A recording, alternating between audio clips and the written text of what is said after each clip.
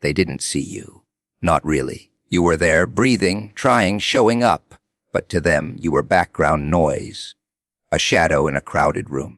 Someone easy to overlook, easy to forget. You spoke and they talked over you. You tried and they dismissed you. You existed, but it felt like you didn't matter. And the worst part, it wasn't just them. After a while, you started doing it to yourself. You started shrinking your voice before anyone else could silence it. You started lowering your expectations before anyone else could disappoint you. You started believing that maybe, just maybe, you were meant to stay invisible. That's how it begins. Not with failure, not with weakness, but with quiet acceptance. Acceptance of less. Acceptance of being overlooked. Acceptance of becoming small in a world that only respects presence. But something inside you never agreed. No matter how many times you were ignored, no matter how many times you were pushed aside, there was always that voice, soft but persistent, telling you, this isn't who you are. And that voice, that discomfort, that restlessness you couldn't explain, that was the beginning of your transformation. Because invisible people don't feel that fire. Invisible people don't question their place. Invisible people don't feel something clawing inside their chest saying, you were meant for more. You did. And that's where everything changes. See, being invisible teaches you things that attention never could. It teaches you how to observe, how to read people, how to understand silence, tension, energy. While others were busy being seen, you were busy learning. While they chased validation, you built awareness. While they depended on applause, you learned how to stand alone. And slowly, quietly, without anyone noticing, you started becoming dangerous. Because there's nothing more powerful than someone who was ignored and used that time to grow. At first, it doesn't look like much. Just small changes. You start thinking differently. You stop reacting the same way. You begin questioning things you once accepted. You stop chasing approval. That's the first shift. Because the invisible version of you was always trying to be accepted, trying to fit in, trying to be liked. But the unstoppable version, it doesn't beg for a seat. It builds its own table. You begin to realize that being ignored wasn't your weakness. It was your training ground. All those moments you felt alone. They taught you independence. All those times you were doubted. They forced you to rely on yourself. All that silence. It sharpened your mind, and then comes the moment. Not loud, not dramatic, but undeniable. The moment you decide enough waiting to be noticed. Enough shrinking to make others comfortable. Enough pretending you don't feel what you feel. That decision, that's where invisibility dies.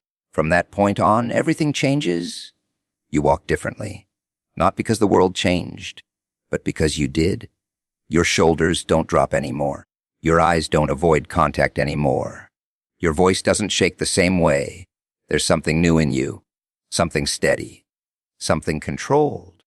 You're not loud. You don't need to be. Because presence isn't about noise. It's about certainty. And now you have it. People start noticing. At first, they can't explain it. They just feel it. That shift in your energy. That calm intensity. That quiet confidence that wasn't there before. They start paying attention. Not because you asked them to, but because they have no choice. Because something about you doesn't match who you used to be. You're not trying to impress anyone anymore. And that's exactly what makes you impressive. You don't react to everything. And that makes your reactions matter more. You don't speak all the time. And that makes your words heavier. You don't chase attention. And somehow it starts chasing you. That's the transition. From invisible to undeniable. But don't get it twisted. This isn't about revenge. It's not about proving people wrong. That's a small mindset. This is about becoming so aligned with your own power that external validation becomes irrelevant. Because here's the truth. The moment you stop needing to be seen is the moment you become impossible to ignore. You're no longer performing. You're no longer pretending. You're no longer adjusting yourself to fit into spaces that were never meant for you. You are simply being. Fully, completely, unapologetically, and that kind of presence. It disrupts everything. It challenges people. It makes them uncomfortable because they remember the version of you that was easy to overlook. And now they don't recognize you. Good. They're not supposed to.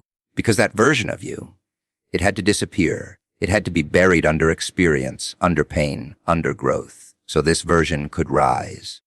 The version that understands silence but isn't defined by it. The version that knows rejection but isn't weakened by it.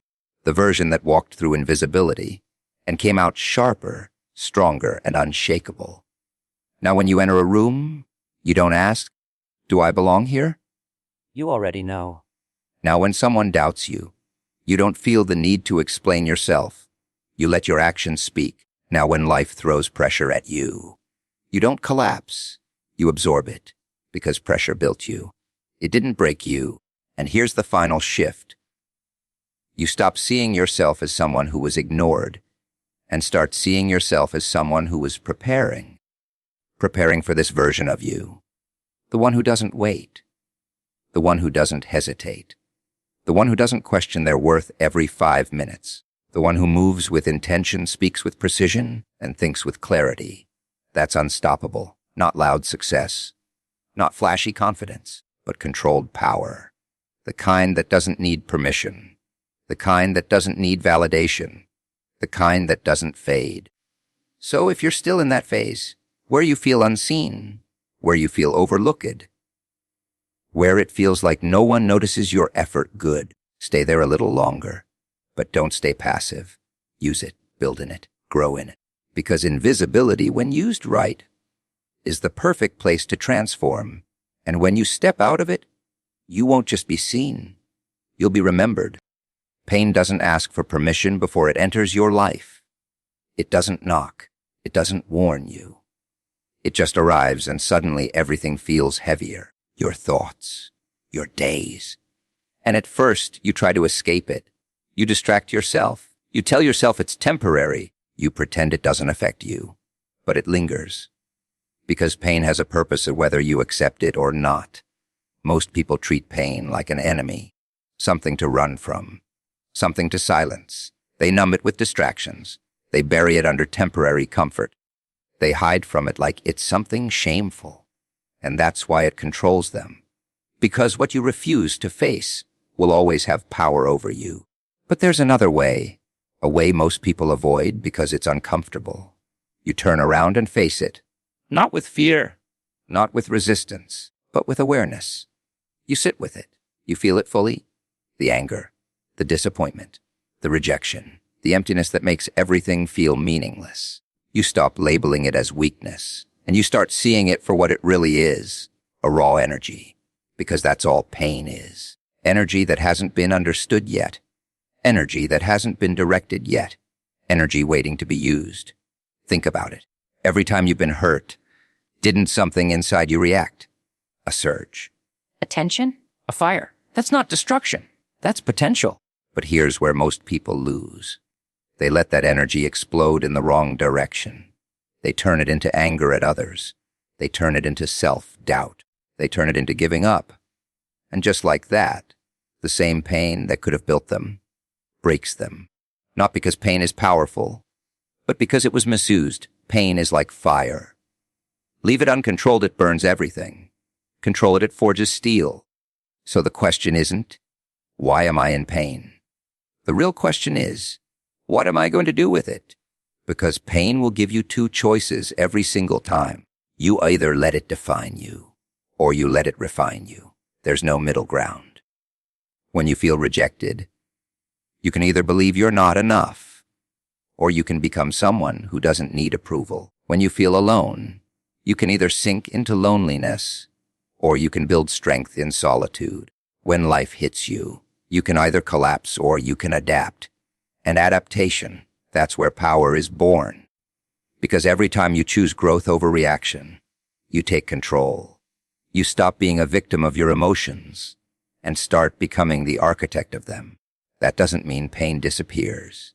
It doesn't mean you suddenly feel nothing. No, you feel it even deeper. But now it doesn't control you. Now it fuels you. That anger you feel, turn it into discipline. That frustration, turn it into focus. That sadness, turn it into self-awareness. Because hidden inside every negative emotion is direction.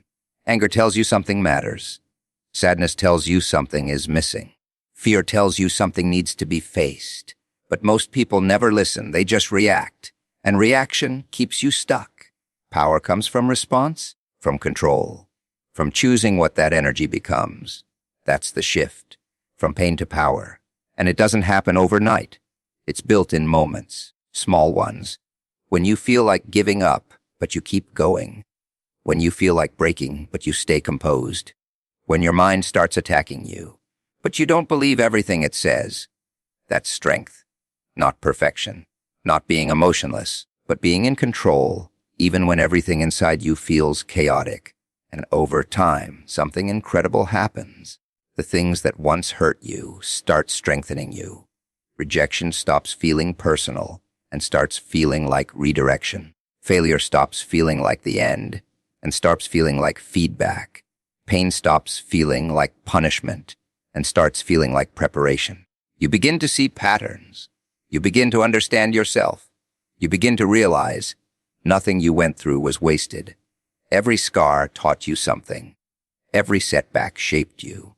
Every moment of darkness forced you to grow. And suddenly, you're not afraid of pain anymore, because you know what it does. You know what it builds. You know what it reveals. You understand that comfort doesn't create strength. Struggle does. Pressure does. Pain does. That's why the strongest people aren't the ones who had it easy. They're the ones who learned how to use what hurt them. They didn't avoid the fire. They walked through it. And instead of being destroyed, they came out forged sharper, stronger, unbreakable. Now, when pain shows up, you don't panic. You don't run. You don't ask, why me? You ask, what is this here to teach me? And that question alone changes everything, because now pain isn't your enemy, it's your teacher, your trainer, your fuel. So feel it. Don't suppress it. Don't ignore it. Don't pretend it's not there. Because the moment you stop running from pain is the moment you stop being controlled by it. And the moment you learn to control it is the moment you become powerful. Not fake strength, not temporary motivation, but real, grounded, unshakable power. The kind that doesn't disappear when things get hard. The kind that grows because things get hard. So let it hurt. Let it burn. Let it push you to your limits. But don't let it break you. Use it. Shape it. Turn it into something that works for you, not against you. Because in the end, pain was never there to destroy you. It was there to introduce you to a version of yourself that you would have never discovered any other way. There's something inside you that never went out. Not when they ignored you. Not when you failed. Not even when you felt like giving up. It got quieter, yes, maybe, hidden under doubt, fear, and exhaustion, but gone never. That feeling you get sometimes, that restless energy you can't explain, that voice that shows up when everything else is silent. That's it. The fire. Not loud, not dramatic, but real. And it's been there longer than you think. Before the opinions. Before the pressure. Before the world started telling you who you should be. You had it. A natural intensity. A curiosity. A drive to move, to create, to become something. But life has a way of covering things up. Layer by layer. Criticism, rejection, comparison, failure, each one like dust settling over a flame, and eventually, you start believing the fire is gone. You look at others and think they have something you don't. More confidence, more talent, more luck. But that's not true. They didn't get something you didn't. They just refused to let theirs die. Because here's the truth most people avoid. The fire doesn't disappear. It gets neglected. And anything neglected fades, not because it's weak, but because it's not being fed. Your fire feeds on action, not thoughts, not intentions, not one day, action. Even the smallest step fuels it. Every time you push yourself when you don't feel like it, it grows. Every time you face something uncomfortable instead of avoiding it, it grows. Every time you choose discipline over excuses, it grows. But the opposite is also true. Every time you hesitate, it dims. Every time you overthink, it weakens. Every time you listen to doubt instead of moving forward, it shrinks. And after a while, you don't trust it anymore. You question it. You start asking, what if I don't have what it takes? But that question, that's not reality. That's fear trying to protect you from effort, because the fire demands something most people avoid: consistency. It's not about one big moment, not about sudden motivation, not about waiting to feel ready. It's about showing up again and again, even when you don't feel anything at all. Especially then, because real fire isn't built on emotion. It's built on decision. A decision to move forward when it's hard. A decision to keep going when progress is slow. A decision to trust yourself when there's no guarantee. And that's where most people fall off. They wait for the spark. They wait to feel inspired. They wait for the perfect moment. But the fire doesn't respond to waiting. It responds to movement. You don't find it. You create it.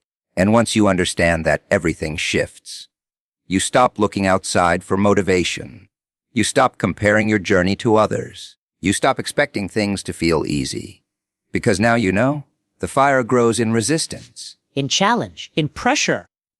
In those moments where quitting feels like the easiest option, that's where it strengthens. That's where it transforms. And slowly, something changes. You begin to feel it again. Not as a sudden burst, but as a steady burn. A quiet confidence. A focused energy. A sense of direction that wasn't there before. You start trusting your steps. You stop second-guessing every move. You begin to understand yourself, your patterns, your limits, your potential. And that understanding, that's fuel. Because now you're not just moving randomly. You're moving with intention. Every action has weight. Every decision has purpose. You're not chasing something anymore. You're building it. From within. And that's what makes it powerful. Because external motivation fades. People lose interest. Situations change. Energy fluctuates. But internal fire, that stays. As long as you protect it. As long as you feed it. As long as you respect it. And protecting it means making choices others won't understand. It means saying no to distractions. It means walking away from things that drain you. It means staying focused when everything around you is trying to pull you off track. It's not easy. It's not comfortable. But it's necessary. Because the fire isn't meant to make you comfortable. It's meant to make you capable. Capable of handling pressure. Capable of staying disciplined. Capable of becoming someone who doesn't collapse when things get difficult. And once that capability is built, you become different. Not in a loud, obvious way, but in a grounded, undeniable way. You don't panic easily. You don't quit quickly. You don't lose yourself in chaos, because you know something others don't. You know what's inside you. You've felt it. You've built it. You've strengthened it. And no one can take that away. Not opinions, not setbacks, not failure, because your fire doesn't depend on circumstances. It depends on you, your choices, your discipline, your mindset. And that's the final realization. You were never empty. You were never lacking. You were just disconnected from something that needed your attention, something that needed your effort, something that needed you to stop doubting and start doing. So if you feel lost, if you feel stuck, if you feel like you've lost that drive you once had, good, that means it's still there, waiting. Not for the perfect moment, not for the perfect plan, but for a decision to act, a decision to move, a decision to trust that even the smallest step forward is enough to bring it back. And once it's back, once that fire starts growing again, you won't need motivation. You won't need validation. You won't need anyone to push you, because you'll have something stronger, a force inside you that refuses to stop. For a long time, you weren't living as yourself. You were living as a reflection, a version shaped by expectations, by opinions, by silent pressure you didn't even realize you were carrying. You adjusted your tone so people would accept you. You filtered your thoughts so you wouldn't be judged. You played roles, different ones for different people, just to fit into spaces that never truly felt like yours. And slowly, something started slipping. Not your success, not your ability, your identity. Because every time you ignored your instincts, every time you chose approval over honesty, every time you stayed quiet when you had something to say, You moved further away from who you really were. And the scary part, it didn't happen all at once. It happened quietly. So quietly that one day you woke up and felt off. Like you were present, but not real. Like you were moving, but not connected. Like you were living a life that didn't fully belong to you. That feeling, that disconnect. That's what happens when you lose ownership of yourself. Because identity isn't just your name. It's not your job. It's not what people call you. It's what you stand for when no one's watching. It's how you think when there's no influence. It's what you choose when there's no pressure. And somewhere along the way, you stopped choosing. You started reacting. Reacting to expectations. Reacting to fear. Reacting to the need to be accepted. You became adaptable, but not authentic. And there's a difference. Adaptability helps you survive. Authenticity is what makes you feel alive. Without it, everything feels empty. Even success. Even recognition. Because deep down, that's not really you they're seeing. It's a version, a performance. And no matter how convincing that performance is, it never satisfies you. Because something inside you keeps pushing back. A quiet resistance. A discomfort you can't ignore forever. It shows up in moments of silence. In moments when you're alone with your thoughts. In moments where you ask yourself questions you don't have answers to. Who am I really? Not who they expect you to be. Not who you've been pretending to be. But who you are without the mask. That question is uncomfortable because answering it requires something most people avoid. The honesty. Real honesty. The kind that doesn't protect your ego. The kind that doesn't sugarcoat reality. The kind that forces you to admit where you've been hiding. You start seeing it clearly. The times you stayed small to avoid conflict. The times you agreed just to be accepted. The times you silenced your own voice. And for a moment, it stings. Because you realize you didn't lose yourself. You abandoned yourself. Not intentionally. Not out of weakness. But out of survival. You thought fitting in would protect you. You thought being liked would give you security. You thought avoiding rejection was the safest path. But safety came at a cost, and that cost was you. So now comes the shift.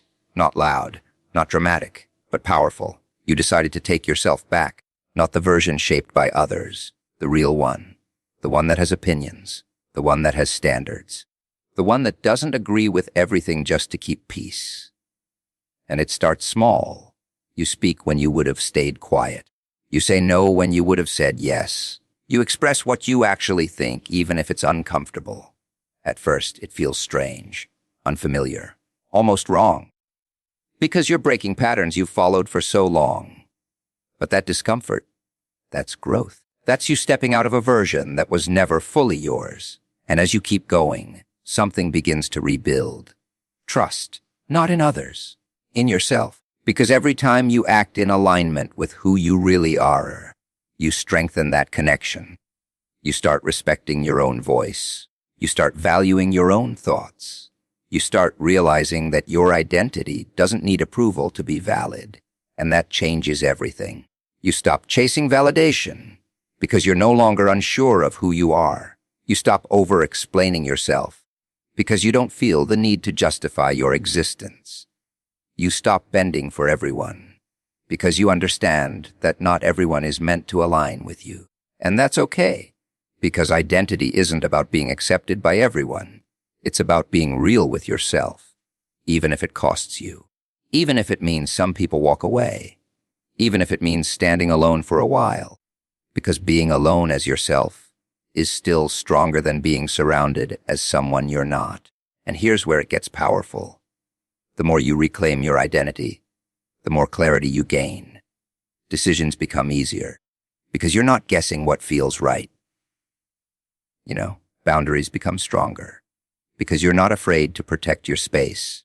Your direction becomes clearer because you're not following noise anymore. You're following truth, your truth, and no one can define that for you. Not your past, not your mistakes, not other people's opinions, because identity isn't fixed. It's built, refined, strengthened over time, through experience, through awareness, through the courage to choose yourself again and again. And once you fully step into that, You become unshakable in a different way. Not aggressive, not defensive. Just certain. Certain of who you are. Certain of what you stand for. Certain of what you will and won't tolerate. And that certainty, that's what people notice. Not because you're trying to stand out, but because you're no longer trying to blend in. There's no confusion in your presence anymore. No hesitation. No pretending. Just clarity. And clarity is powerful because it commands respect without asking for it. It creates distance where needed. It attracts the right people. It filters out the wrong ones, all without force. That's what happens when you reclaim your identity. You stop searching for yourself and start standing as yourself. Fully, unapologetically, without needing permission. So if you feel lost, if you feel disconnected, if you feel like you've been playing a role for too long, good. That awareness, that's the beginning, because you can't reclaim something until you realize it's missing. Now you know. Now you see it. Now the only question left is, are you ready to stop performing and finally become who you were meant to be? Fear has always been misunderstood. People think it's something to avoid, something to eliminate, something that disappears when you become strong enough. But fear doesn't disappear. It evolves. It watches you. It studies your patterns. It learns where you hesitate, where you doubt, where you pull back. And every time you step toward something bigger, it shows up again. Not to stop you, but to test you. Most people fail that test before it even begins. They feel fear and they retreat. They feel uncertainty and they overthink. They feel pressure and they shrink. And then they tell themselves a story. I'm not ready. This isn't for me. Maybe later. But that's not truth. That's protection. Because fear isn't just about danger. It's about exposure. Exposure of your limits. Exposure of your potential. Exposure of what happens if you actually try and can't hide anymore. So instead of facing it, people build comfortable cages, safe routines, predictable environments, controlled risks. And from the outside it looks stable. But inside it's quiet frustration. Because deep down, they know they're capable of more. But they've chosen comfort over confrontation. You didn't. Or at least, something inside you refuses to. That's why fear hits you harder. That's why it feels louder. Because you're standing closer to the edge. Closer to change. Closer to growth. Closer to becoming someone you've never been before. And fear doesn't like that. Because growth requires uncertainty. And uncertainty removes control. So fear tries to convince you to step back. It whispers, what if you fail? What if they judge you? What if you're not enough? And if you listen, you stay exactly where you are. But here's the shift most people never make. Fear isn't a signal to stop. It's a signal that you're moving in the right direction. Because fear doesn't show up when you're playing small. It shows up when you're about to break your own limits. Think about it. You don't feel fear doing things you've mastered. You don't feel fear staying in familiar patterns. You feel fear when you step into the unknown. And the unknown, that's where everything is. Opportunity, growth, transformation. So the real question isn't how to eliminate fear. It's how to use it. Because fear is energy, just like pain. Uncontrolled, it paralyzes you. Directed, it sharpens you. When your heart starts racing, when your mind starts questioning everything, when your body feels that tension, that's not weakness. That's preparation. Your system is waking up. Your awareness is increasing. Your focus is narrowing. But if you misinterpret it, you freeze. If you understand it, you move. That's the difference. The people who stay stuck feel fear and stop. The people who grow feel fear and act.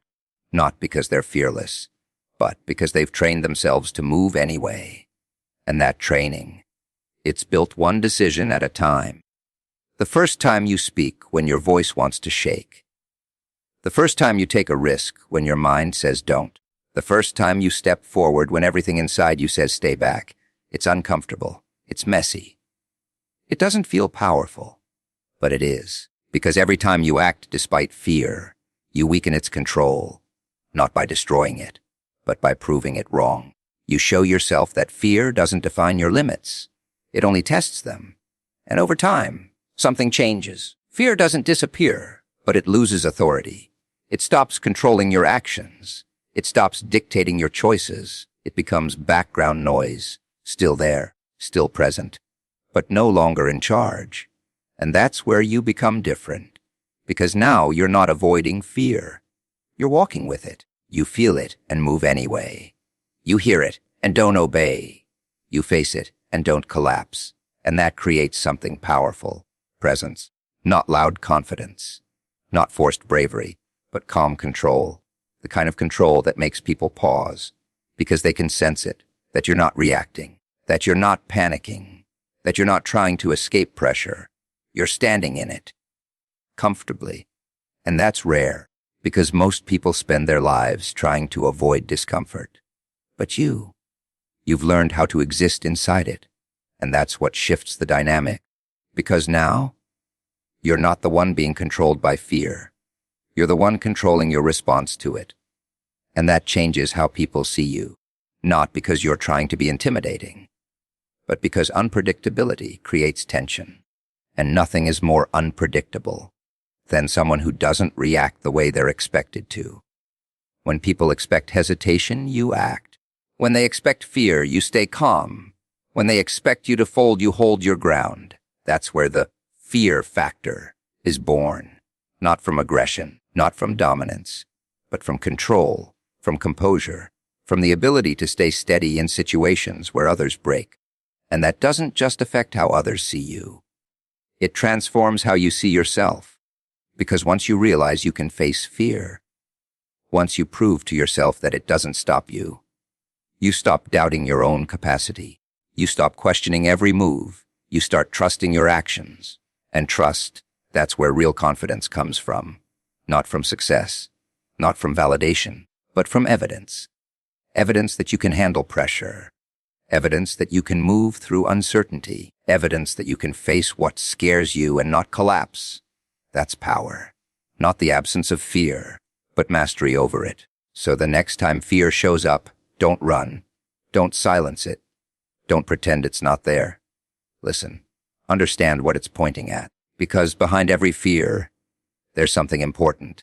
Something that matters. Something that has the potential to change you. And if it scares you, good. That means it's not small. That means it's not comfortable.